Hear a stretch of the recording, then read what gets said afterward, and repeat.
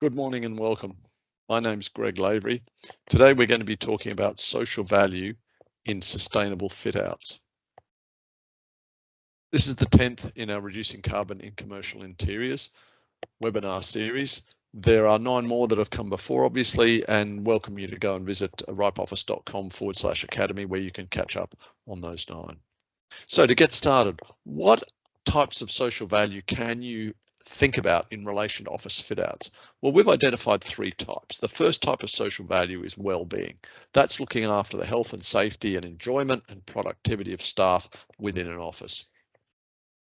That's driven by design, the materials you choose, and the circular economy. The second bucket of social value related to fit outs is inclusion. Design for disability, consultative design, very much driven by the design process and the designers involved. And the third type of social value in office fit outs relates to employment. This includes local jobs and jobs for those furthest for the workforce. And Boris Johnson, when he was the Prime Minister, used to talk about levelling up, which is exactly what we think about in terms of how social value can create how fit out projects can create social value in a local area. And that is, why is it that employment is more difficult to find in some areas just because of geography, which of course disadvantages those areas. Let's create jobs in local areas for those who need them most. And this employment bucket of social value is driven by the execution of a project, how projects are carried out, and the circular economy elements within that. And I'd like to pause for a moment to explore a little bit longer the thought of social value through employment. And here's a good example. So this is a breakdown of a task chair that's remanufactured on the right-hand side, and as it's made from virgin resources on the left-hand side. And what you'll see there is that when it comes to materials and labour, the materials for a remanufactured chair are very significantly lower than the materials that you would require for a chair made from virgin resources. And this is costs, and that's because the remanufactured chair has had a first life, and those materials are procured as a second life item at a much lower cost than the virgin materials when they're originally dug out of the earth, taken around the world as they are refined, shaped, polished, resurfaced, etc., etc. However, on the other hand, the labour cost is much, much bigger, and that's because when making something from virgin materials, there is an assembly or manufacturing, an assembly, and then a quality checking process. Whereas in remanufacturing, there's actually twice as much labour, roughly. But by the time it's quality assessed initially, it's taken apart, it's then repaired, resurfaced, and items are replaced, and then that whole product is then reassembled and quality checked once again. So our view is and our calculations show it's roughly 2 times the labour of new. Now, the interesting thing that economists measure is labour productivity. Why is that? Why does our national sense of economic prosperity depend on how badly we squeeze our labour costs down, when actually there's a whole lot of people out there in the community that want work, want meaningful work, that actually gives them the opportunity to feed their families and create lives for themselves and opportunities, rather than potentially unemployment and some of the misery that disabilities can involve without employment. Surely, actually, we should be measuring materials productivity. When we think about it, actually, Britain has not much in the way of natural resources, therefore it's all imported, which means that costs of importing those materials are high, and all that value goes to overseas people when they're doing the various stages on creating those materials ready for the UK. Surely we should be husbanding those materials a whole lot better, and therefore shouldn't a better measure of prosperity be the materials productivity as opposed to labour productivity? But I digress a little bit. Interesting side conversation that perhaps we can take up in the Q&A session and discussion after the formal presentation. Moving then along to how does one unlock social value from employment? Here's an example of how we do it within Ripe Office, a furniture remanufacturing business. There's 6 things we do. So first of all, we preferentially employ core staff who are full-time with us from long-term unemployment backgrounds with disabilities. They then become trained in what we do, and several of those have actually completely integrated such that no one can tell the difference, and obviously we don't reveal their backgrounds, but they've come from difficult times, joined our staff, integrated really well, and they're some of our most valued staff. Second thing we do is when projects are at a remote site, and that for us is pretty much north of England, Scotland, Wales, for example, and when that site has a project running for over 4 months, and I'll get back to why that's important in a minute, we employ local long-term unemployed people with disabilities, and we source those from the former Remploy network that was shut down a few years ago, unfortunately. However, pockets of continued to support in a charitable sense, continued to support long-term unemployed people with disabilities, finding opportunities for them. We reach out in a local area to that former Remploy network where we can find it and work with them to find the right candidates to come and work with us. And what we do is we train them up in furniture disassembly, moving, storing, cleaning, light manufacturing. That then gives them some opportunities, and skipping to point 6 there, we pay them at least real living wages, which means that over their time with us, they can pocket some savings and make good decisions about their future, informed by a little bit of money in the bank in order to make those decisions, be it for some further training or looking for and getting some experience in the ideal job for them that is more their dream job than moving furniture may be, for example.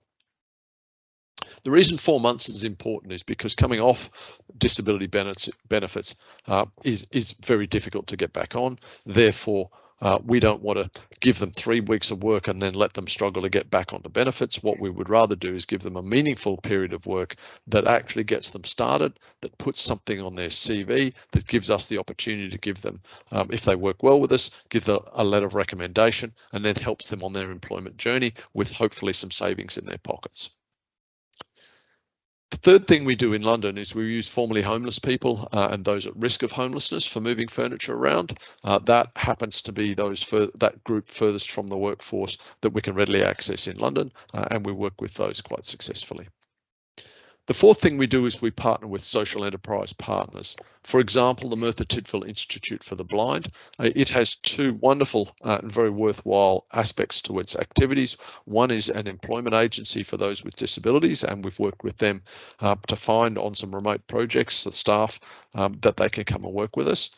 The second part of their business is a woodworking workshop, and with their joinery skills, what we do is we engage them on projects that are within the vicinity in order to cut down tops, for example, create new tops, toppers for cabinets, and make bespoke joinery items. They, for example, make all of our opportunity booth seating frames, and similarly, they're our intercept sofas. It's our own design made of boards made out of recycled plastic that the Merthyr Tydfil Institute for the Blind makes into frames, which we then upholster to create those intercept sofas. And the fifth thing we do is we partner with local SMEs. So when we recognise that when we're operating to cover the peaks of work or to cover local craft skills that we need, we will reach out to local SMEs. And what that's doing is supporting some rare craft skills. Some of the skills that we use, such as polishing, spray painting, upholstering, powder coating, joinery work, all of those trades are in decline as we move away from manual and manufacturing activities. That then is a cost to the economy around the circular economy. So what we're trying to do is support those SMEs to continue those skills and pass those on through apprenticeships ideally, which of course not only helps us for our projects, but it builds capacities across the country for the circular economy to expand and support local areas. And remember, I talked at the start about levelling up, that idea of distributed remanufacturing. So if there is furniture in an area, which of course there is across the country, that furniture should not travel very far. It should be remanufactured in that local area. And that's what we're trying to facilitate by partnering with local SMEs. And previously I mentioned that paying off the real living wage, which we do across our business and with our suppliers. Let me give you an example of that. So this photo here is of the North Wales Police Station, which is in Clyde, just outside of Wrexham. To give you a bit of background, the North Wales Police previously based in Wrexham, that building was no longer fit for purpose. They then found a new site at Clyde for their Eastern Command and Custody Centre, which houses about, I think it's about 250 to 300 police people, as well as about 50 cells, or custody cells as they call them, and a processing centre around that, plus a big evidence lockup, gymnasium, and various other things. This building was built by a construction company called Galliford Try. It has solar panels on the roof, a wetlands out the back, wildflower meadows, a whole bunch of really great sustainable things that were done in the construction of the building, but also some really good social value. And for example, Galliford Try, through their social value initiatives, including employing apprentices, young people, ex-convicts to work on the project as well, what they were able to do is create social value. And what they did is, for roughly a £20 million building, what they did is they worked with the social value portal's TOMS calculator. So the company is called Social Value Portal.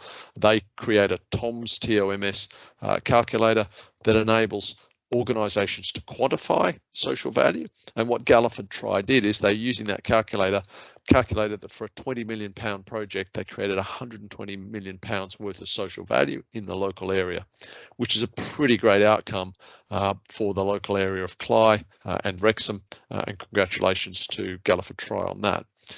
We came into the project, obviously the building was just about finished, and when we did, we came in using our standard social value approach, which for this project looked like this map here. What we did is, in the red there is where the furniture came from and where suppliers were. So in Clyde, which is the grey pointer there, some of the furniture came from the old Wrexham office.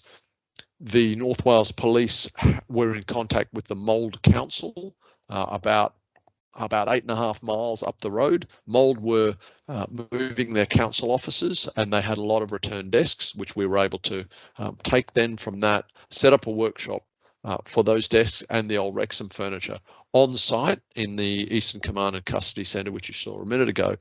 In fact, in the evidence garage, which is quite a large storage area, we were able to set that up as a workshop working with a client. And that meant that in blue there, all of our local long-term unemployed people with disabilities who are working on the project were able to get to site just a bus ride away, come to site every day very comfortably using public transport, and we were able to help them find local jobs. A couple of them found local employment following their work with us. We also then reached out to a local SME furniture wholesaler within Chester who had some stocks of cleared furniture from the local area. They then supplied a whole bunch of furniture too. We had a local upholsterer, which we found, all within the 10-mile radius. And then as we needed extra skills, we reached out, and the best and nearest CNC workshop, which is and joinery, was in Market Drayton within the 30-mile radius as well. So what we're able to do then is keep a lot of essentially the furniture fees we were paid within the local area. And you can read about that particular case study on the Ripe Office website /projects. There's all the story of where the furniture came from, all the awards that were won by the project, and the specifics of percentages of furniture second life from the various different sources, which was very high. So this is a very successful project in reducing greenhouse gas emissions, avoiding waste, and keeping costs down for quite a large project. So that's an example of how social value can be created on a project related to an office fit out. I'm happy to have a conversation now about that in more detail, but first, just a reminder that all of our webinars, including this one, are recorded and stored on our ripeoffice.com/academy, where you can go to catch up